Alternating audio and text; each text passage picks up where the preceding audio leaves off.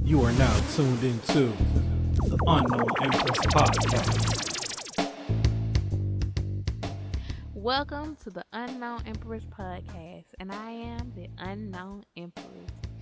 First of all, before we get started, I just want to thank all of my listeners for tuning in so far for episodes 1 through 4. I hope they're really blessing you, and I hope that you're really enjoying them, learning a lot of tips, and getting a lot of encouragement from the Unknown Empress podcast.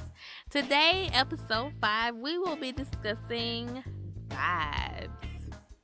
I thought it would be important today to go over this topic because my energy has been disrupted a little bit, and I hate for my energy to be disrupted, and I hate to get out of character and get out of my element.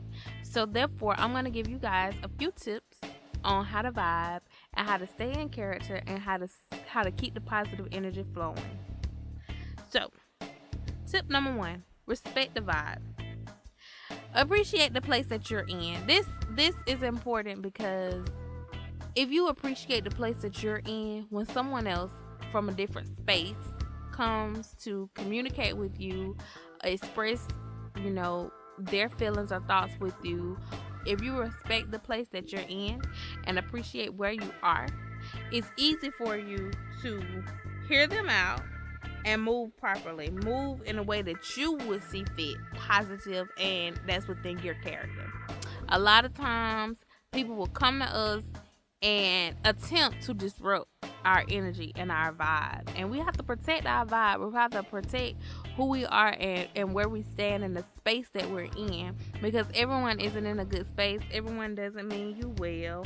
And everyone doesn't want to see you make it. So therefore, sometimes the enemy and little demons will come along during the day and try to attack you. And if you let them, they'll win. And they'll change your whole energy concept, get you off track, get you out of character, and just totally ruin the rest of your day and your plans. So that's number 1, respect the vibe. Number 2, speak with God first. This is critical because if you go with your gut, you're going to go with what you initially believe. If you speak with God first, then that means you'll get divine intervention on where you should go. You won't go talk to Suzanne, your best girl buddy, or you won't go talk to Philip, the messy person in the workplace. You'll go to God first, and then He'll direct you in which way you should go. Sometimes it's not best to go with our first instincts, but follow up with God for direction, I think, is the best outcome, because you won't be misled, swayed, or you won't be convinced to do something or say something that someone else probably would recommend you say or do. Have you ever been speaking with a good girlfriend and you're telling her about the situation and you're already super turned up, you already lit, hot, and the advice they give you is, girl, if that was me, it's encouraging you to do otherwise than what you already did. So their pressures and their concerns and their advice is already putting you in a place to do something that other than what you already done. And it can put pressure on you to do the wrong thing. So you don't want to ruin relationships, and you don't want to embarrass yourself. That's the biggest part, embarrassment. You don't want to embarrass yourself, step out of your character because somebody else would have done things differently. You got to be okay with doing things your way. You have to be okay with doing things the way that you would have done them, and not the way someone else would recommend you to do them, because they're not you. Had it been you, then had it been them, then they can do things their way. So speak to God first. Tip number 3, diffuse negativity with positivity. This is so important, but hard to do. Don't have to prove a point.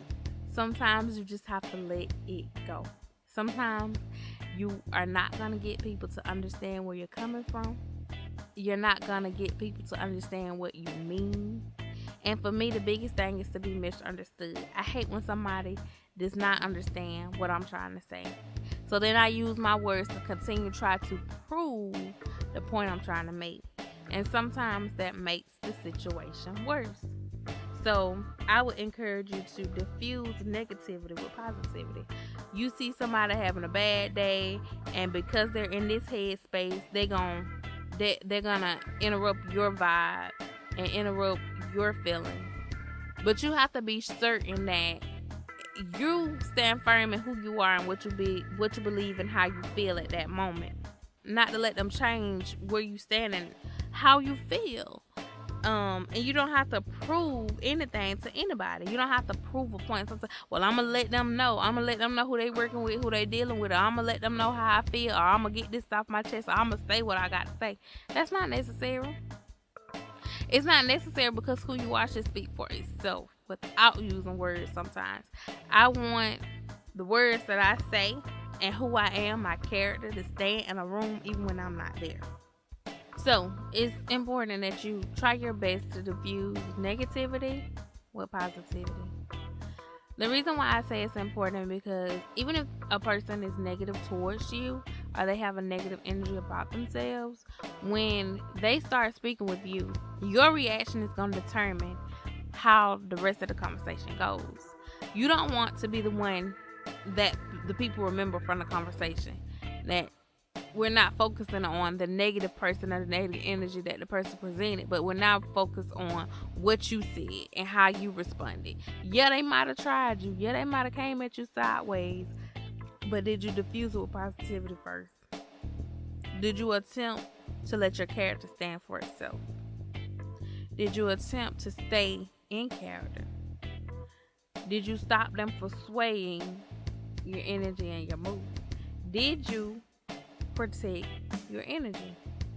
When dealing with different people and different situations, you're gonna come across people on a daily basis, and then they blow me. Yeah, that's what some people's job is to do every day. They seek and set out to blow people, to get on folks' nerves, to annoy them, aggravate them, to just have them in a crappy mood, just like they are. But I refuse to let anybody control my energy, take me out of my character, and disrupt my peace. Tip number 5. All likes and love isn't really likes and love. We see now that we live in a social media epidemic where everything you do has to go on Instagram, Snapchat, Facebook, on all the social media platforms. And once it's up there, you're dealing with the world to judge you and to judge whether they like or love, whether it's funny, whether it made them sad, whatever the case. And I just want you all to be mindful that all the hearts and the likes really aren't hearts and likes. That all the love really isn't real love. And I'd rather real love than 300 likes. I'd rather real love than a share or the attention that people get from social media when it's not real. Always. Now you do have some genuine people, some genuine friends and followers that are really gonna love and like what you share and what you post. But don't live your life for that social media stuff. Don't live your life for people to like and love on it, and then you going back to check your notifications to see how many people saw it and how many people actually loved it. Live your life for real love. Live your life for real likes, for genuine people that's out there in the real world that honestly actually like you and love you, but still stay within your character, still be you, so that they can like you genuinely, so they can love you genuinely, and the affection is real. You don't want to be living on social media for likes and loves that are meaningless and pointless and have no value. You don't want to live your life for social media, period. You don't want to live your life and the things you do to be approved by people who you don't know the real you, who don't talk to you, who don't even know what's going on in your life, can't pray for you, can't pray with you, but praying on you, waiting on your downfall and hitting love on the side. Really? It's not real. So make sure when you're moving around, make sure what you're posting, make sure what you're sharing, your life, that it's your authentic self, and that you love yourself regardless of who love you, that you like it, that you're okay with, and you're in a place of peace with what you're sharing and not waiting on somebody else to confirm or validate who you are. Be in your peace and be who you are without validation, without approval from anybody. But just loving it because that's who you are and that's what you love. And you like it. Tip number 5, enjoy life responsibly. Yes, we only have one life to live. And yes, we should live it up. And yes, we should go after our dreams. And yes, we should turn up and have the best time living our best lives. I agree with it all wholeheartedly. But do it respectfully. Do it in a space and a manner that when you look back on it, you won't be embarrassed or ashamed. And you look back on it and you see, this was the real me. And I didn't put on for anybody. I didn't put on for social media. Because that's how you truly stay within your vibe. That's how you truly respect your space and respect your energy, because you know that what you're doing and what you're putting out and what you're showing is really you. And it's not what you're doing for other people. It's not what you're doing for social media, and it's not what you're doing for approval or validation. Live life responsibly so that when you turn your back and when it's all said and done and the dust falls, you're okay with what you shared. You're okay with the energy you possess, and you're okay with the headspace that you're standing in. I made episode 5 for myself.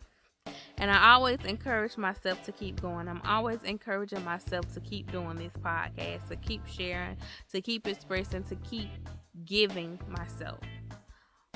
No matter how big it comes out. I think it's important for me to keep doing this. I think it's important for me and my vibe and my space that I'm in to keep giving. So I hope that you all are getting something from this. But most importantly, I thought it would be important for me to do episode 5 because my space was disrupted. And I felt out of myself. And I hate feeling like that. I used to get so angry. And a friend of mine told me, you just another angry black woman. And it hurt me to my core because I'm like, I'm not angry. But I really was. I really was another angry black woman. And I hated the stereotype.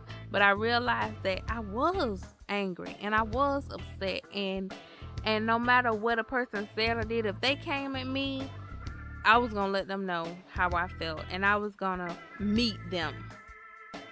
And I realized that I can't let people get me out of my character and get me out of my element. And I tell that to my God sister all the time. Don't let them get you out your character, sis. It's important because you don't want anybody to have that much power over you. You want anybody to have that much power over your space. You don't want people to be able to control you by how they feel. When I get out of bed and I put my clothes on and I go to work, I'm coming to work as me. I'm coming to work in my feelings. I don't want to come to work or come into a space and change and my mood be altered because somebody else didn't put enough energy and didn't put enough thought into how they were feeling today. I don't want how I feel to be altered or changed by how somebody else feels. So it's important that you all protect your energy and your vibe. Be yourself authentically so that you don't have to wonder or you don't have to feel the stress and the pressure of pleasing the world. Because you can't please everybody. And some people going to be mad at you. Some people going to be mad at me for the episode. But I know when I put it out, it's me. So whoever listens to it and they go back or whoever sees me, they know that this is really me. So I challenge each and every one of my listeners today to be you, to respect your vibe, respect your energy, and protect your peace. Because the peace of mind is like no other. It can't be bought or sold. You can't find it in the store. And nobody can give it to you. It's something you have to possess within. So, that's the challenge. So this has been the Unknown Empress. Get up, wake up, and dive right in. Follow me on Instagram at theunknown.empress. Listen to me weekly on SoundCloud at The Unknown Empress. Check out my previous posts. And as always, thanks for listening.